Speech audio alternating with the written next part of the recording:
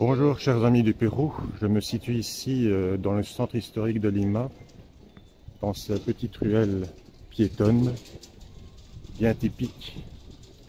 Et nous sommes un jour particulier, une semaine particulière, puisque c'est le jeudi saint de la semaine sainte. Et le jeudi saint, c'est le jour, comme on dit en espagnol, du recorrido de siete iglesias, le tour, la visitation, la visite de 7 églises, qui symbolise une sorte de pèlerinage pour commémorer les 7 souffrances de Jésus-Christ après la dernière scène, ce qu'on appelle la Via Crucix, jusqu'à sa condamnation et sa crucifixion au dimanche de Pâques.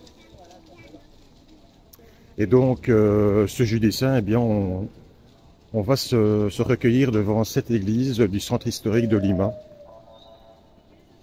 Et donc, je vous emmène dans un petit tour. Alors bon, c'est pas un tour religieux, c'est aussi un tour touristique pour vous montrer cette église, vous montrer l'ambiance du centre historique de Lima en cette journée particulière, cette semaine particulière.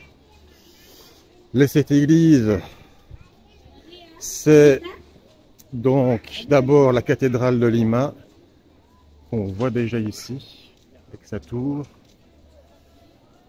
L'Iglesia La Merced, l'église San Agustín, l'église San Pedro, l'église Santo Domingo, l'église San Francisco et l'église Las Nazareñas. Et donc voilà, j'arrive au centre historique de Lima, à la Plaza de Armas. On va se tourner et on va voir, il y a du monde. On va se tourner et on va voir, alors d'abord là, on a le Palacio de Gobierno, le palais présidentiel. Et là, nous avons donc la façade de la cathédrale de Lima. Vous voyez, il y a déjà beaucoup de gens. Par là aussi, il y a du monde. Je vais un petit peu m'écarter pour vous montrer tout ça. Mais vous voyez, il y a beaucoup de monde. Ouais, on va voir si on peut entrer pour voir un petit peu tout ça. Mais bon, ce sera avant tout pour vous montrer de manière très basique les monuments historiques religieux du centre historique de Lima. On aura l'occasion de faire ça en détail plus tard. Voilà, je suis à l'intérieur de la cathédrale. Moi, je parle à voix basse. Et il y a beaucoup de monde. Il y a une messe qui va bientôt commencer. Je vous montre un peu l'intérieur de cette cathédrale, absolument magnifique, qui encore une fois méritera une vidéo tout en longueur. Ça, ce sera pour plus tard. Voilà, je me situe ici devant le deuxième arrêt, la deuxième station, comme on pourrait dire parfois. La deuxième église, l'église de la Merced. Alors, on voit très bien le style baroque, hein. Donc je vais quand même essayer d'entrer. Il y a même une file en fait, on la voit un petit peu là. On va entrer un petit peu pour voir ce que ça donne. Ouais, voilà, je suis à l'intérieur. Bon, là aussi ça se passe des commentaires évidemment. Encore une église qui méritera une vidéo à elle toute seule. Vous voyez vraiment l'ornementation est magnifique. Il y a du monde, un peu moins évidemment que dans la cathédrale, mais il y a quand même du monde.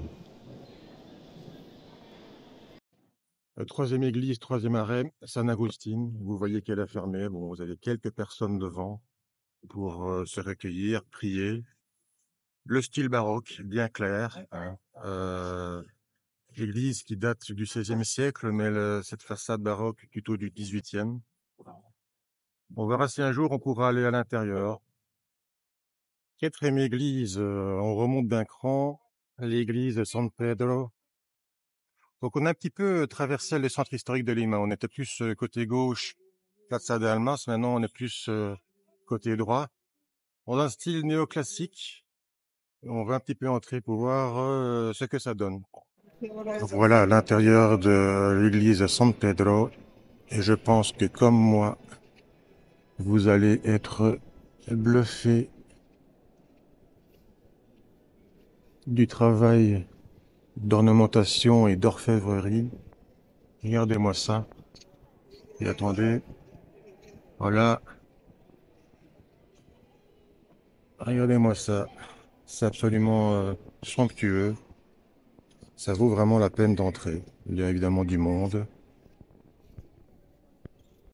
Alors, pendant que je marche vers la prochaine station, le couvent Santo Domingo, qui n'est certainement pas l'église, le lieu religieux le moins intéressant du centre historique de Lima, et en vous montrant le magnifique balcon typique de l'époque coloniale, parlons quelques instants des origines de ce pèlerinage, donc qui date du XVIe siècle, à Rome évidemment.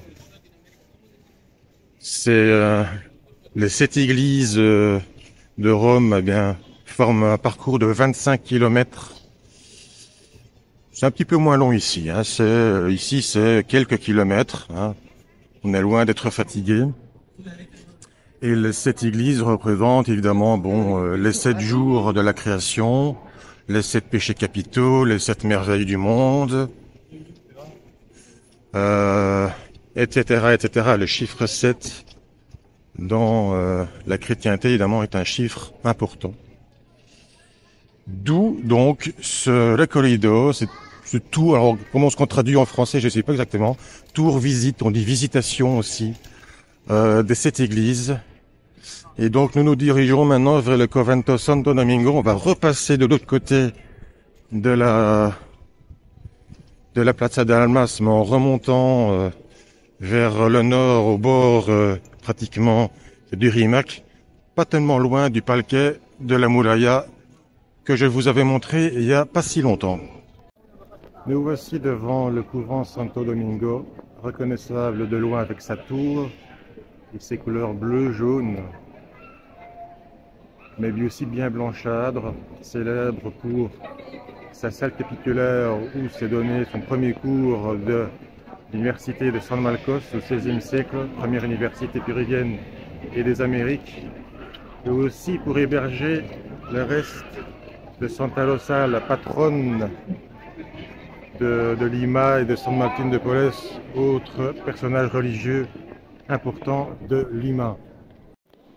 Donc à l'intérieur, je ne sais pas ce que vous en pensez, moi j'ai été dans beaucoup de lieux religieux en Belgique et en France, et moi ce qui me stupéfait au Pérou c'est l'ornementation, alors le travail d'orfèvrerie avec divers métaux, le travail de pierre ciselée, les peintures, tout se mélange, ce foisonnement me stupéfie à chaque fois. C'est d'un autre niveau que les lieux sacrés de par chez nous.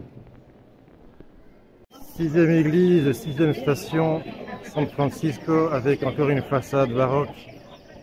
Ces 2 tourelles bien jaunes, reconnaissables depuis loin, et vous avez aussi d'ailleurs des catacombes à visiter dans ce lieu religieux, un des plus célèbres du centre historique de Lima. Encore beaucoup de monde, on va entrer là-dedans. Voilà l'intérieur du couvent San Francisco, qui fait toujours la même admiration devant ce décor. Santo Domingo qui fera certainement l'objet aussi d'une belle vidéo. Il faudra aller dans les catacombes. Par contre, les catacombes, je ne suis pas sûr qu'on puisse prendre photos et vidéos là-dedans. Bon, j'ai marché 1 kilomètre depuis le couvent San Francisco pour arriver ici. Il faut traverser là une large avenue, l'avenue Tacna, pour arriver à l'église Las Nazareñas, où je n'entrerai pas, parce que voilà, la file elle commence là-bas au bout, puis elle sort comme ça, puis alors elle fait tout ça sur plusieurs rangées. Regardez, jusque là-bas, hein, voilà. Moi j'ai fait pas cette file là, parce que en plus je trouve ça légèrement dangereux, parce qu'il y a des voitures à côté. Donc il faut être vraiment bien croyant, moi je ne le suis pas. Je fais surtout pour vous montrer, je trouve ça beau, mais c'est aussi pour vous montrer toute la ferveur religieuse et l'activité et l'animation que ça produit, ce tour de cette église. Je trouve que pour terminer, c'est pas mal du tout.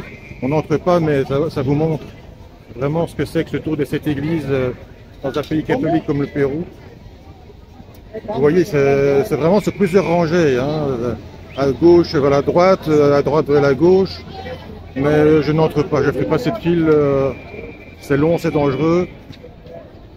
Donc voilà, je vais un petit peu conclure tout ça dans un lieu plus tranquille. Voilà, je me suis échappé de l'agitation du centre de Lima parce que à côté de cette église, c'était vraiment compliqué.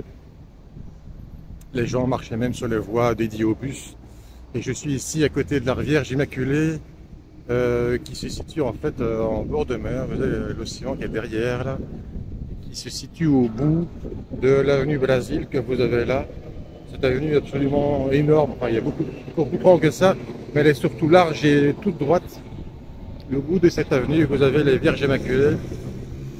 Encore un symbole religieux, évidemment, dans cette ville de Lima. Tout est dédié cette semaine sainte, à la religion et à la célébration. Voilà, c'est tout pour ce tour de cette église.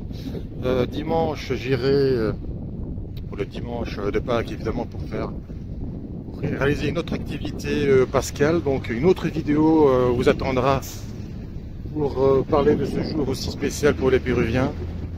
Et donc pour l'instant, les vidéos de Ce n'est pas le Pérou défilent. Donc abonnez-vous, aimez, partagez, commentez, dites ce que vous pensez de tout ceci.